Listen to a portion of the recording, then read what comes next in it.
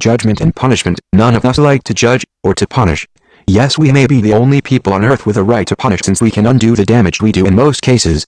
Therefore never punish beyond our easy ability to remedy by auditing and restoration. Judging must be done on the basis of clear-cut evidence, and the person to be guilty must be guilty beyond reasonable doubt. Only then, punish. Guilt is established by a person's actions, and statements, by witnesses, and written evidence, and by an expertly run e-meter. A person can be guilty without realizing he did wrong. What criminal ever does realize how wrong his actions are? Points to establish 1. What is the crime? This must be established first. It must be something that can be phrased in a sentence or 2. It must be unacceptable to the general good of all. It must contain actual injury to someone, or something, and the criminal is usually rewarded in some fashion by someone, or even by perverted satisfaction. 2. Who is guilty of the crime? Is it the person himself or an associate he aided? An associate, or even a silent non-participant, who knew, but didn't warn the victim can be judged guilty of the crime. 3. Who are the accusers? In this case it is usually us, but you'll get ethics cases, where it is another. What do they accuse the person of? 4. Who are the witnesses? Crime don't always have witnesses, but when they do, it helps to question them.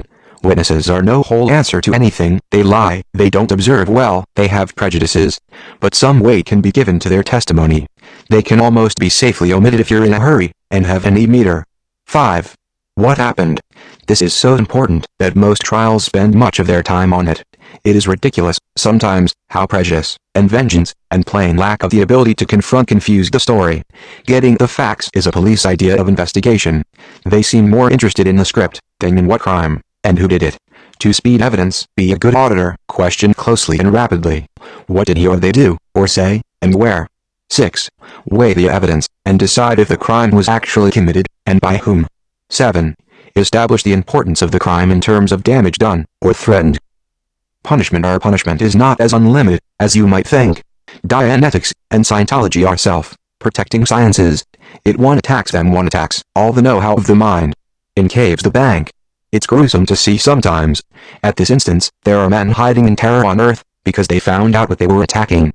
There are men dead, because they attacked us. For instance, Dr. Joe Winter. He simply realized what he did, and died. There are men bankrupt because they attacked us. Purcell, Ridgway, Seth Pose. So punishment almost takes care of itself.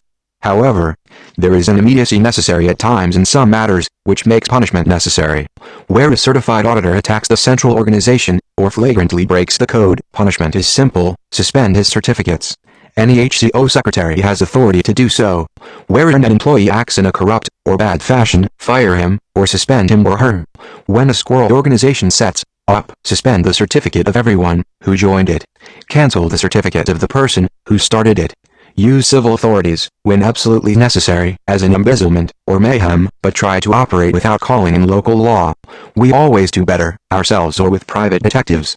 Local law today means reporters, and cases tried in the press. Keep our name good, and always punish quietly but publicly. Post it on the public board for a day. Never put it in a magazine, or write the field of letters about it. Remember this: we are a theta line. Leave the on-theta to others. Act on theta, but don't add to it. Remember, orderly justice as described in this booklet also brings order. Be as happy if they're innocent as if they're guilty. But don't neglect rumors, squirrel organizations, and publications, or commie, or criminal personnel. Be just. Don't ordinarily put a head on a pike, unless it's the right head.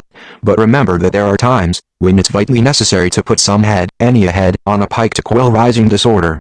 Just remember that justice is an action to deter disorder, and secure the public safety. But if you do put the wrong head on a pike, be sure to put it back on the body, again as soon as the need for it being on a pike is over. Justice is not always the matter of an individual. It is a short-term method of bringing order, and it is needed for all dynamics.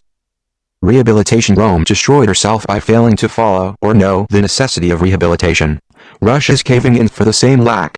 Every modern nation at this time of the writing makes more criminals than it captures, hence Hitler's criminal rise to power. When you punish a man, you punish also his family and friends. Even if you slayed the man, you would then still have his friends and family as your enemies. If you slay everyone, he knew why they have friends and families too, and at last you've got the whole populace against you. You punish a man, he goes away to join the ranks of the squirrels. You swell the opposition. Don't do it. Shoot the offender for the public good, and then patch him up quietly. That isn't even mercy. It's good sense.